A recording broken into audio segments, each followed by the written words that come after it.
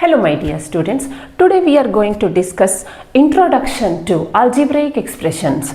This comes in Ganita Prakash 7 of NCERT, Bharti Bhavan publication 6 and in Ganita Manjari 9 also. Before beginning the topic of linear polynomials, a small introduction is also given. Let's start with two examples. Let's say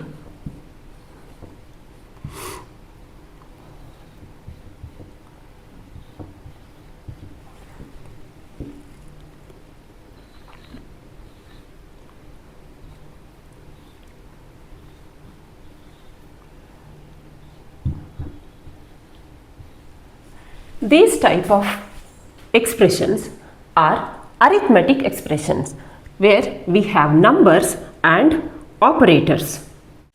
Now if we take expressions like x plus 2, a into b divided by 10, here we have this letter, we call this literal, and here we have a and b, two literals. These type of expressions which involve letters and numbers are called algebraic expressions. Here I have written a sentence, 5 more than twice a number. This is equivalent to writing 5 plus 2 into, let me take that number as n, 2n. 5 plus 2n. This does not express a complete thought, but if I write 5 more than twice a number is 25, that means 5 plus 2n is equal to 25. This expresses a complete thought. This is called a mathematical statement. A mathematical statement can be either true or false. It cannot be both at the same time. So if I apply the value n is equal to 1, I get 5 plus 2 into n equal to 7, which is not equal to 25. So this becomes false in this case. So if I say n is equal to 10, then this becomes 5 plus 2 into n, that is 20, is equal to 25, which is equal to this, means the mathematical statement becomes true. So if we have the expression where we do not have this, only 5 plus 2n or 5 more than twice a number, this is an algebraic expression which is also an open sentence. Now if I take an expression 8x plus 3y, we can write a statement for this. 8 times a number added to 3 times another number, or I can write a situation describing this expression as, let's take 8 as cost of 1 pen and 3 rupees as cost of 1 pencil. Then I can say the total cost of X pens and Y pencils if the cost of 1 pen is 8 rupees and the cost of 1 pencil is 3 rupees. That is a situation that can describe this algebraic expression. Let us solve some examples from Mathematics 6 written by R.S. Agarwal as well as NCERT Ganita Prakash 7 to understand algebraic expressions better. If I have a statement 2 less than 13 times a number, we can write an algebraic expression for this as, let's take the number as n or x or whatever variable you feel like, then 13 times a number becomes 13 into n. 2 less than means from this I have to subtract 2. This is 13 into n minus 2. Here, when we are writing algebraic expressions, we omit the multiplication symbol between the literals or numbers and literals. So, we write this as 13n minus 2. This becomes the algebraic expression for this statement. Let us write an algebraic expression for this. Perimeter of an equilateral triangle. And we know that an equilateral triangle has all sides equal. If we denote the side as S, then the perimeter of this triangle becomes S plus S plus S. That is equal to 3 into S. So, perimeter of an equilateral triangle is given by 3S algebraic expression. Question number 3 in page 102 of Ganita Prakash reads, a snail is trying to climb along the wall of a deep well. During the day it climbs up U centimeter and during the night it slowly slips down D centimeter. This happens for 10 days and 10 nights. Question 1. Write an expression describing how far away the snail is from its starting position. The problem says a snail is trying to climb the wall of a deep well, climbing U units at morning and slipping down D units at night. So, for 10 days and 10 nights this happens. Write an algebraic expression for this. So, we know that when it climbs, it goes U units up, and when it is slipping, it goes D units down. So, in a day, it goes U minus D distance only. For 10 days and 10 nights it happens. That is why we have to multiply this by 10 to know how much distance the snail has travelled in 10 days. The second part of the question asks, what happens if D is greater than U? If D is greater than U, the slipping is more than the climbing. That is why the snail is never going to reach the top.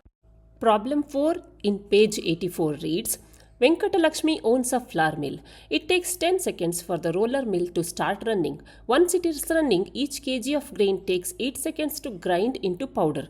Which of the expressions below describe the time taken to complete the grind y kg of grain, assuming the machine is off initially? Given 1 kg of grain takes 8 seconds to grind. So, 1 kg takes 8 seconds, y kg takes how many seconds? When we cross multiply, we get 8y by 1, that is 8y seconds is taken for grinding y kg of rice. Then the machine is going to take 10 seconds to start. So, when we start the machine from rest, it is only one time. 10 seconds is the initial time to start the machine. Once it has started, then to grind y kg of flour, we need 8 seconds. That is why 10 plus 8y is the algebraic expression for the given problem. Question number 15 in page 105. Numbers are written in a particular sequence in this endless 4-column grid. Give expressions to generate all the numbers in a given column. And part B says, in which row and column will the following numbers appear? Here we have a problem which says, give an expression to generate all the numbers in a given column. First, we need to identify what pattern we can find from this. Here we can see that the last column in each row has multiples of 4. So, first row has 4, second row has 8, third row has 12.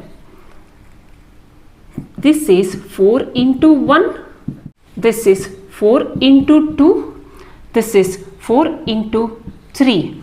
So, observing this pattern, we can say the rth row has 4 multiplied by the row number, that is 4r values. The fourth column has 4r value, and we can observe that every previous column has value 1 less than the next one. So, the third column has 4r minus 1 value. Second column has 4r minus 2. First column has 4r minus 3. So, here column 1, 2, 3 and 4. Here we can see that for the third column we have 4r minus 1. For the second column 4r minus 2, and for the first we have 4r minus 3. That is, for 3 to 1 here we have 1, 2, 3, and we can write the fourth column as 4r minus 0.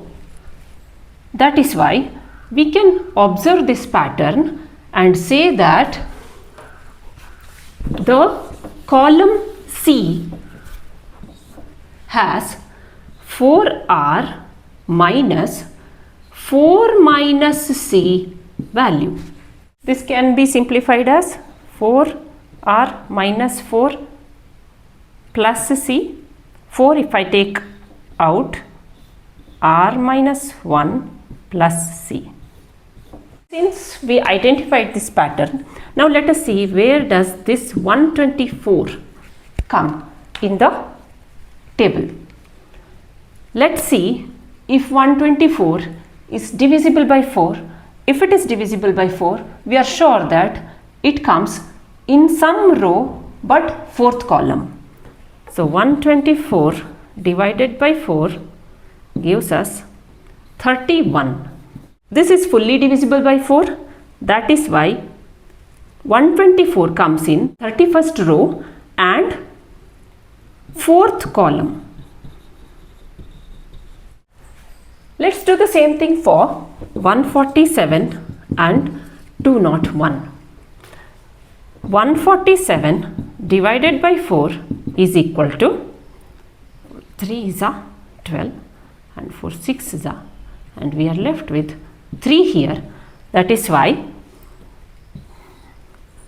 36th row completes here, then 3 extra. So we go to 37th row, third column.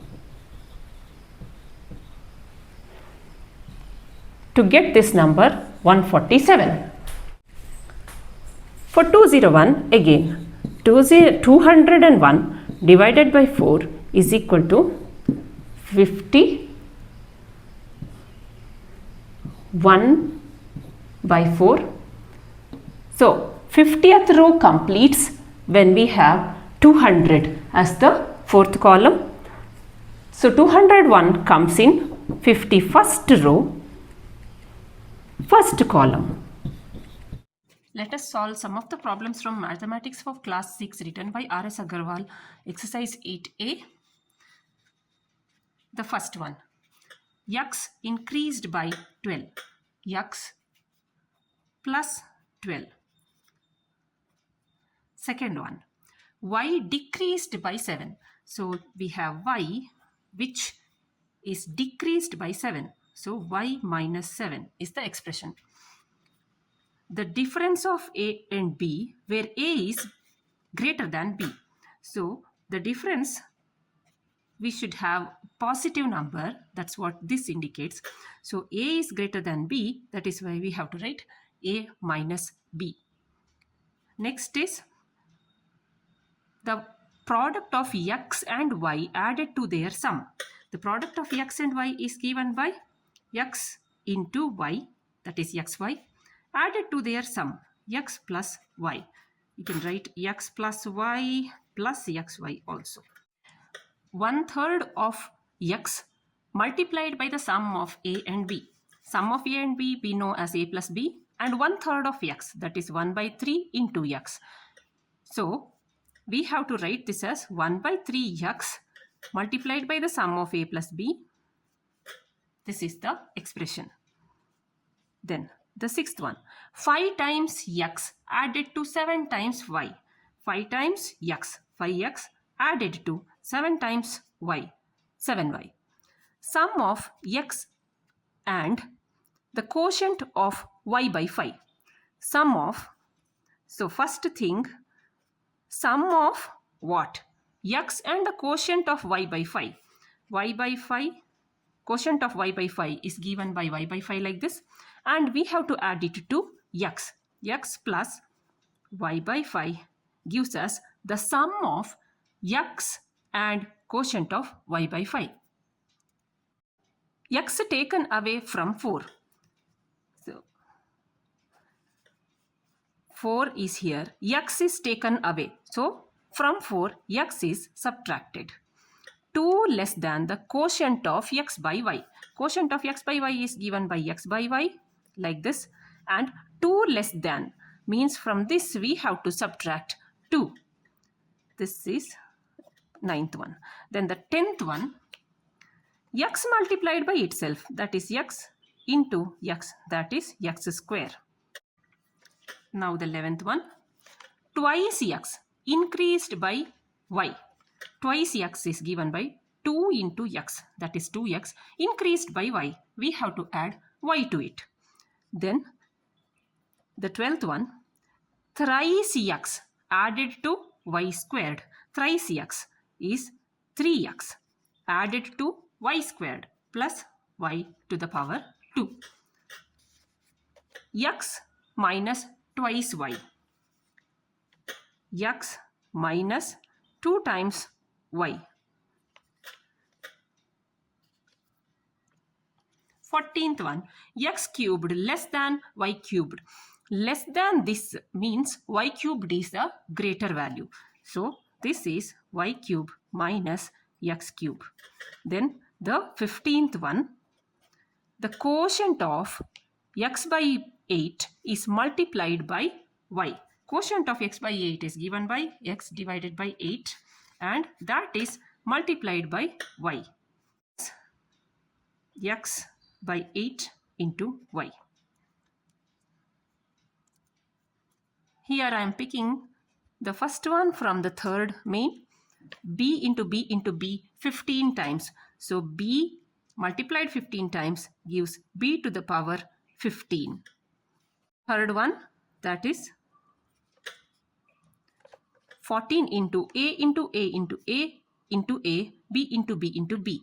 So we have 14, a comes 4 times, so a to the power 4, and b comes 3 times, b to the power 3. This was the first part of the algebraic expressions, where we had an introduction to algebraic expressions. In the next part, we will see some operations on algebraic expressions. If you found this video helpful, please like and subscribe to the channel. Love Maths.